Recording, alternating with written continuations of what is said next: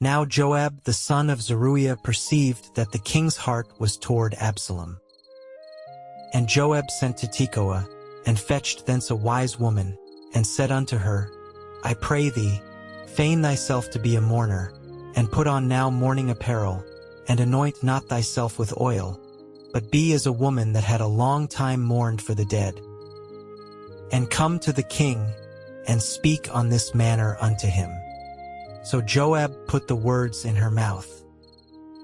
And when the woman of Tekoa spake to the king, she fell on her face to the ground, and did obeisance, and said, Help, O king. And the king said unto her, What aileth thee? And she answered, I am indeed a widow woman, and mine husband is dead. And thy handmaid had 2 sons, and they 2 strove together in the field, and there was none to part them, but the one smote the other and slew him. And, behold, the whole family is risen against thine handmaid. And they said, Deliver him that smote his brother, that we may kill him, for the life of his brother whom he slew, and we will destroy the heir also. And so they shall quench my coal which is left, and shall not leave to my husband neither name nor remainder upon the earth. And the king said unto the woman, Go to thine house, and I will give charge concerning thee. And the woman of Tekoa said unto the king, My lord, O king, the iniquity be on me, and on my father's house, and the king and his throne be guiltless. And the king said, Whosoever saith aught unto thee, bring him to me, and he shall not touch thee any more. Then said she, I pray thee, let the king remember the Lord thy God, that thou wouldest not suffer the revengers of blood to destroy any more, lest they destroy my son. And he said, As the Lord liveth, there shall not one hair of thy son fall to the earth. Then the woman said, Let thine handmaid, I pray thee, speak one word unto my lord the king. And he said, Say on. And the woman said, Wherefore then hast thou thought such a thing against the people of God? For the king doth speak this thing as one which is faulty, in that the king doth not fetch home again his banished. For we must needs die, and are as water spilt on the ground, which cannot be gathered up again. Neither doth God respect any person, yet doth he devise means, that his banished be not expelled from him. Now therefore that I am come to speak of this thing unto my lord the king, it is because the people have made me afraid. And thy handmaid said, I will now speak unto the king. It may be that the king will perform the request of his handmaid. For the king will hear, to deliver his handmaid out of the hand of the man that would destroy me and my son together out of the inheritance of God. Then thine handmaid said, The word of my lord the king shall now be comfortable. For as an angel of God, so is my lord the king to discern good and bad. Therefore the Lord thy God will be with thee. Then the king answered and said unto the woman, Hide not from me, I pray thee, the thing that I shall ask thee. And the woman said, Let my lord the king now speak. And the king said, Is not the hand of Joab with thee in all this? And the woman answered and said, As thy soul liveth, my lord the king, none can turn to the right hand or to the left from aught that my lord the king hath spoken. For thy servant Joab, he bade me, and he put all these words in the mouth of thine handmaid. To fetch about this form of speech hath thy servant Joab done this thing. And my lord is wise, according to the wisdom of an angel of God, to know all things that are in the earth. And the king said unto Joab, Behold now, I have done this thing. Go therefore, bring the young man Absalom again. And Joab fell to the ground on his face, and bowed himself, and thanked the king. And Joab said, Today thy servant knoweth that I have found grace in thy sight, my lord, O king, in that the king hath fulfilled the request of his servant. So Joab arose and went to Geshur, and brought Absalom to Jerusalem. And the king said, Let him turn to his own house, and let him not see my face. So Absalom returned to his own house, and saw not the king's face. But in all Israel there was none to be so much praised as Absalom for his beauty. From the sole of his foot even to the crown of his head there was no blemish in him. And when he polled his head, for it was at every year's end that he polled it, because the hair was heavy on him, therefore he polled it, he weighed the hair of his head at 200 shekels after the king's weight. And unto Absalom there were born 3 sons, and 1 daughter, whose name was Tamar. She was a woman of a fair countenance. So Absalom dwelt 2 full years in Jerusalem, and saw not the king's face. Therefore Absalom sent for Joab to have sent him to the king, but he would not come to him, and when he sent again the 2nd time, he would not come. Therefore he said unto his servants, See, Joab's field is near mine, and he hath barley there. Go and set it on fire. And Absalom's servants set the field on fire. Then Joab arose, and came to Absalom unto his house, and said unto him, Wherefore have thy servants set my field on fire? And Absalom answered Joab, Behold, I sent unto thee, saying, Come hither, that I may send thee to the king, to say, Wherefore am I come from Geshur? It had been good for me to have been there still. Now therefore let me see the king's face, and if there be any iniquity in me, let him kill me. So Joab came to the king and told him. And when he had called for Absalom, he came to the king, and bowed himself on his face to the ground before the king, and the king kissed Absalom. And it came to pass after this, that Absalom prepared him chariots and horses, and 50 men to run before him. And Absalom rose up early, and stood beside the way of the gate. And it was so, that when any man that had a controversy came to the king for judgment, then Absalom called unto him, and said, Of what city art thou? And he said, Thy servant is of one of the tribes of Israel. And Absalom said unto him, See, thy matters are good and right, but there is no man deputed of the king to hear thee. Absalom said moreover, O that I were made judge in the land, that every man which hath any suit or cause might come unto me, and I would do him justice. And it was so, that when any man came nigh to him to do him obeisance, he put forth his hand, and took him, and kissed him. And on this manner did Absalom to all Israel that came to the king for judgment. So Absalom stole the hearts of the men of Israel. And it came to pass after 40 years, that Absalom said unto the king, I pray thee, let me go and pay my vow, which I have vowed unto the Lord in Hebron. For thy servant vowed a vow while I abode at Geshur in Syria, saying, If the Lord shall bring me again indeed to Jerusalem, then I will serve the Lord. And the king said unto him, Go in peace. So he arose and went to Hebron.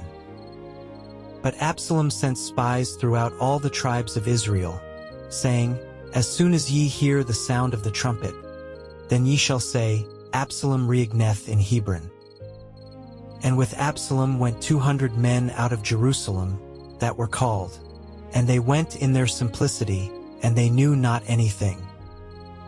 And Absalom sent for Ahithophel the Gilonite, David's counselor, from his city, even from Gilo, while he offered sacrifices. And the conspiracy was strong, for the people increased continually with Absalom. And there came a messenger to David, saying, The hearts of the men of Israel are after Absalom. And David said unto all his servants that were with him at Jerusalem, Arise, and let us flee, for we shall not else escape from Absalom. Make speed to depart, lest he overtake us suddenly, and bring evil upon us, and smite the city with the edge of the sword. And the king's servants said unto the king, Behold, thy servants are ready to do whatsoever my lord the king shall appoint. And the king went forth, and all his household after him. And the king left 10 women, which were concubines, to keep the house. And the king went forth, and all the people after him, and tarried in a place that was far off. And all his servants passed on beside him, and all the Cherethites, and all the Pelethites, and all the Gittites, 600 men which came after him from Gath, passed on before the king. Then said the king to Ittai the Gittite, Wherefore goest thou also with us? Return to thy place and abide with the king, for thou art a stranger and also an exile. Whereas thou camest but yesterday, should I this day make thee go up and down with us? Seeing I go whither I may, return thou, and take back thy brethren. Mercy and truth be with thee. And Ittai answered the king and said, As the Lord liveth, and as my lord the king liveth, surely in what place my lord the king shall be, whether in death or life, even there also will thy servant be. And David said to Ittai, Go and pass over. And Ittai the Gittite passed over, and all his men, and all the little ones that were with him. And all the country wept with a loud voice, and all the people passed over. The king also himself passed over the brook Kidron, and all the people passed over toward the way of the wilderness. And lo, Zadok also and all the Levites were with him, bearing the ark of the covenant of God. And they set down the ark of God, and Abiathar went up until all the people had done passing out of the city. And the king said unto Zadok, Carry back the ark of God into the city. If I shall find favor in the eyes of the Lord, he will bring me again, and shew me both it and his habitation. But if he thus say, I have no delight in thee, behold, here am I, let him do to me as seemeth good unto him. The king said also unto Zadok the priest, Art not thou a seer? Return into the city in peace, and your 2 sons with you, Ahimaaz thy son, and Jonathan the son of Abiathar. See, I will tarry in the plain of the wilderness, until there come word from you to certify me. Zadok therefore and Abiathar carried the ark of God again to Jerusalem, and they tarried there. And David went up by the ascent of Mount Olivet, and wept as he went up, and had his head covered, and he went barefoot. And all the people that was with him covered every man his head, and they went up, weeping as they went up. And one told David, saying, Ahithophel is among the conspirators with Absalom. And David said, O Lord, I pray thee, turn the counsel of Ahithophel into foolishness. And it came to pass, that when David was come to the top of the mount, where he worshipped God, behold, Hushai the Archite came to meet him with his coat rent, and earth upon his head. Unto whom David said, If thou passest on with me, then thou shalt be a burden unto me. But if thou return to the city, and say unto Absalom, I will be thy servant, O king, as I have been thy father's servant hitherto, so will I now also be thy servant. Then mayest thou for me defeat the counsel of Ahithophel. And hast thou not there with thee Zadok and Abiathar the priests? Therefore it shall be, that what things soever thou shalt hear out of the king's house, thou shalt tell it to Zadok and Abiathar the priests. Behold, they have there with them their 2 sons, Ahimaaz Zadok's son, and Jonathan Abiathar's son, and by them ye shall send unto me everything that ye can hear. So Hushai David's friend came into the city, and Absalom came into Jerusalem.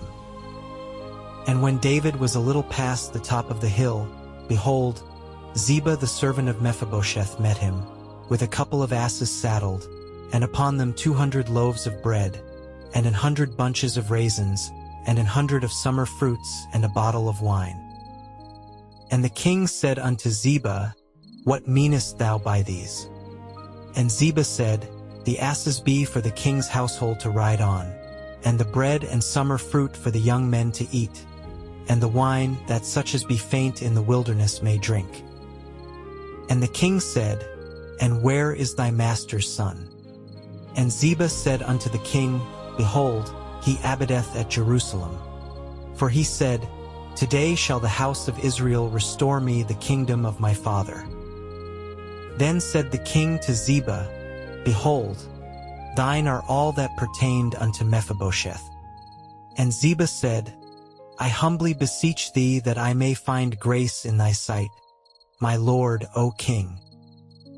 And when King David came to Bahurim, behold, thence came out a man of the family of the house of Saul, whose name was Shimei, the son of Gera. He came forth and cursed still as he came. And he cast stones at David, and at all the servants of King David, and all the people and all the mighty men were on his right hand and on his left. And thus said Shimei when he cursed, Come out, thou bloody man, and thou man of Belial. The Lord hath returned upon thee all the blood of the house of Saul, in whose stead thou hast reigned. And the Lord hath delivered the kingdom into the hand of Absalom thy son. And, behold, thou art taken in thy mischief, because thou art a bloody man. Then said Abishai the son of Zeruiah unto the king, Why should this dead dog curse my lord the king? Let me go over, I pray thee, and take off his head. And the king said, What have I to do with you, ye sons of Zeruiah? So let him curse, because the Lord hath said unto him, Curse David. Who shall then say, Wherefore hast thou done so? And David said to Abishai, and to all his servants, Behold, my son, which came forth of my bowels, seeketh my life. How much more now may this Benjamite do it? Let him alone, and let him curse, for the Lord hath bidden him. It may be that the Lord will look on mine affliction, and that the Lord will requite me good for his cursing this day. And as David and his men went by the way, Shimei went along on the hill's side over against him, and cursed as he went, and threw stones at him, and cast dust. And the king, and all the people that were with him, came weary, and refreshed themselves there. And Absalom, and all the people the men of Israel, came to Jerusalem, and Ahithophel with him. And it came to pass, when Hushai the Archite, David's friend, was come unto Absalom, that Hushai said unto Absalom, God save the king, God save the king. And Absalom said to Hushai, Is this thy kindness to thy friend? Why wentest thou not with thy friend? And Hushai said unto Absalom, Nay, but whom the Lord and this people and all the men of Israel choose, his will I be, and with him will I abide. And again, whom should I serve? Should I not serve in the presence of his son? As I have served in thy father's presence, so will I be in thy presence. Then said Absalom to Ahithophel, Give counsel among you what we shall do. And Ahithophel said unto Absalom, Go in unto thy father's concubines, which he hath left to keep the house, and all Israel shall hear that thou art abhorred of thy father. Then shall the hands of all that are with thee be strong. So they spread Absalom a tent upon the top of the house, and Absalom went in unto his father's concubines in the sight of all Israel. And the counsel of Ahithophel, which he counseled in those days, was as if a man had inquired at the oracle of God. So was all the counsel of Ahithophel both with David and with Absalom.